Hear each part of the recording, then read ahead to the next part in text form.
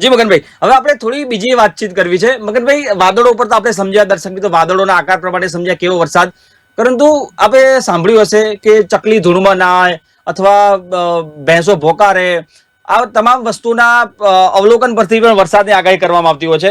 મગનભાઈએ પણ પ્રાણીઓ, પક્ષીઓ, આ તમામ વસ્તુ પર અવલોકન કર્યું છે કે કેવો વરસાદ ખાબકી શકે છે. મગનભાઈ, ખાસ કરીને આપણે કાચિંડાની વાત કરવી છે. આપણે જે પ્રમાણે મગનભાઈ એક આખી પુસ્તક બહાર પાડ્યું છે વરસાદના આકારોનું, વરસાદની આગાહી કેવી રીતે થઈ શકે છે, વરસાદનું કેવી રીતે અનુમાન લગાવીને એના પર મગનભાઈ પોતાનું પુસ્તક બહાર પાડ્યું છે. મગનભાઈ, એ પુસ્તક હું જયારે વાંચી રહ્યો હતો એની અંદર એક ચર્ચા હતી, વાત લખી હતી આપને કે કાચિંડો કલર બદલે, એ કાચિંડા કલર પરથી ખબર પડે છે કેવો વરસાદ પડવાનો છે, કેવું ચોમાસું આવવાનું છે, ક્યારે ચોમાસું શરૂ થવાનું છે. ખાસ કરીને આપણે કાચિંડાની વાત કરીએ તો મગનભાઈ, શું અવલોકન છે આપનું કાચિંડા મુદ્દે? કાકીડાની અને વરસાદ આવવાનો હોય ને ત્યારે એનો રેટ થઈ જાય અને ઈ જ્યાં ઝાડવે જોઈતો હોય ને ત્યાં ઈ ડોકી હલાવ્યા કરે. એટલે એ આ વરસાદની એક નિશાની છે ઈ કાકીડા ઉપરથી. અને જો વરસાદ ન હોય, ચોમાસું વયું ગયું હોય તો એ ભૂખરા કલરમાં આવી જાય. એટલે આ એની વર્તવાની એક સંજ્ઞા મને જોવામાં આવી છે. અચ્છા મગનભાઈ, એક બીજી વાત બી આપણે અંદર હા જી જી મગનભાઈ. બીજી હું વાત કરું કે એક સુગરી નામની ચકલી હોય છે, પીળા કલરની. જી હવે ઈ ચોમાસું જયારે વરસાદ આવવાનો હોય એની પેલા એ માળા બાંધતી હોય. હવે જો સમયમાં વરસાદ થવાનો હોય તો એ ચકલી એનો ઝડપથી માળો મને બાંધવા, એટલે ટૂંક સમયમાં એનો માળો કમ્પ્લીટ થઈ જાય અને વરસાદ આવે. આવી ઘટના આ બનતી હોય છે.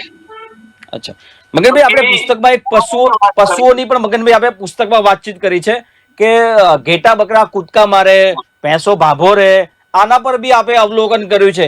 શું આગાહી થઈ શકે આના પરથી? ઘેટા બકરા જે છે, જે પ્રાણીઓ છે, એ કૂદકા મારતા હોય, કિલ્લોલમાં જોવા મળતા હોય, ભેંસ ભાભોરે, કેવી રીતે વરસાદની ખબર પડે મગનભાઈ? હવે ઘેટા એટલે એને દેશી ભાષામાં વાઘ કહે. ઘેટાના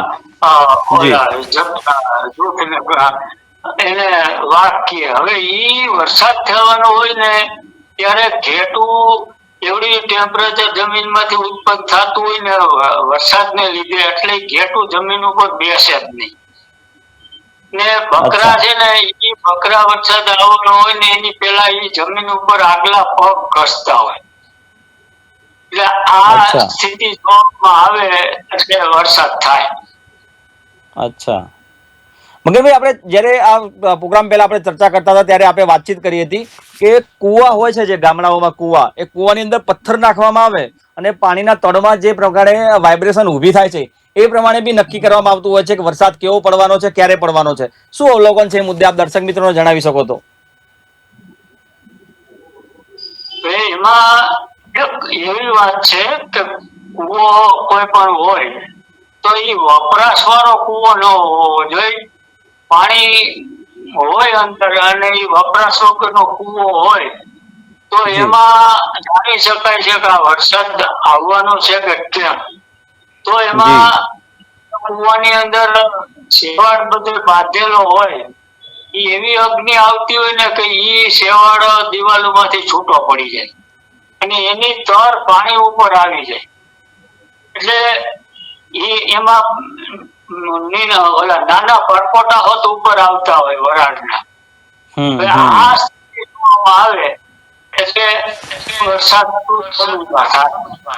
હવે એમાં તમે જો પથ્થરો નાખો પાણી ભરેલ કુવામાં, તો પથ્થરો પાણીની અંદર ગયા પછી માથે તર જામેલી હોય ને એ તરત ભેગી થઈ જાય. એટલે સમજવું કે આ વરસાદની નિશાની છે. અને જો ખોટી તર હોય તો તમે એની માથે પાણો નાખો પાણીમાં, એટલે એ તર છે ને એ વિખાઈ ગયા પછી ભેગી ન થાય. એટલે તો સમજવું કે વરસાદ એવી જ રીતે પાણી ના હોય તો હવેડાને પાણી પાણીમાં આવું જ બનતું હોય છે કે હવેડાની દિવાલો ઊંચું તાપમાન આવતું હોય ને એટલે એમાંથી શેવાળ છૂટો પડી જાય અને પાણીની સપાટી ઉપર આવી જાય. હવે એમાં દેડકા હોય ને તો એને શ્વાસ લેવા બાયણે આવવું પડે. એ સપાટી ઉપર દેડકાના મોઢા દેખાતા હોય. જી જી. હવે આ વરસાદ આવવાની તૈયારી હોય ને ત્યારે આ ઘટના જોવામાં આવે. પછી વરસાદ વરસી જાય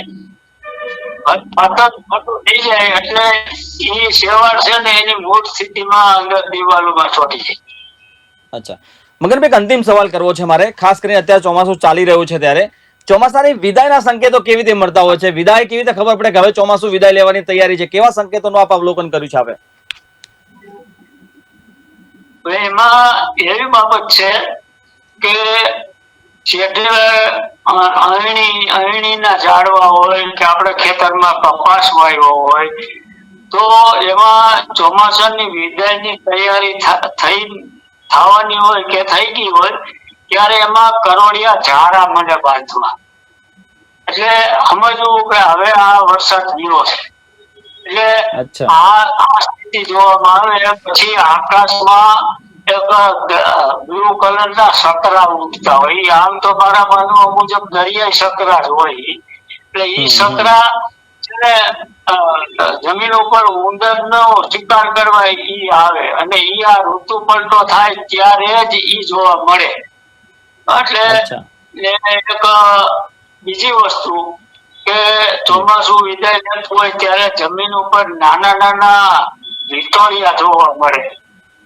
એટલે આ વિટોળિયા જોવા મળે, આ કરોડિયાની કરામત ઝાડની જોવા મળે. પછી આ સકરો દરિયે છે એ ઉંદરના શિકાર હાટું એ સમયમાં આવે. પછી આકાશમાં ગીત ઉડતા હોય, સમડી ઉડતી હોય. એટલે આ છે ને આ ચોમાસું ત્યાં પછીની આખી આ સિસ્ટમ તમને જોવા મળે. જી જી. મગનભાઈ, ખૂબ વિગતો આપણે આજે વીએલ લાઈવ સાથે ગુજરાતના દર્શક મિત્રો માટે આપણે શેર કરી છે. આપનો ખૂબ ખૂબ આભાર વીએલ લાઈવ સાથે જોડાયા. દર્શક મિત્રો, આપ જોઈ શકો છો મગનભાઈ ચંગેલા આપણી સાથે જોડાયા હતા, જેમનું વર્ષોથી 62 થી 63 વર્ષ જેટલું એમનું અવલોકન છે વરસાદના વાદળોનું, પ્રાણીઓના અનુભવનું, એમના વર્તનનું, પક્ષીઓના વર્તનનું, કુવાના પાણીના તળનું, શેવાળનું, આ તમામ એમને જે અવલોકન કર્યું છે એ પ્રમાણે ચોમાસું કેવું રહેવાનું છે, કેવો વરસાદ પડવાનો છે, કેવી ગતિએ વરસાદ પડવાનો છે, કેટલા અંતરમાં વરસાદ પડવાનો છે, ચોમાસું ક્યારે વિદાય લેવાનું છે, ચોમાસું ક્યારે શરૂઆત કરવાનું છે, આ તમામ એમને નાનું નાનું અવલોકન કર્યું છે જે આજે ગુજરાતના દર્શક મિત્રો સાથે અને વીએલ લાઈવ સાથે શેર કર્યું છે. મગનભાઈ, વીએલ લાઈવ સાથે જોડાયા એટલા માટે ખૂબ ખૂબ આભાર આપનો.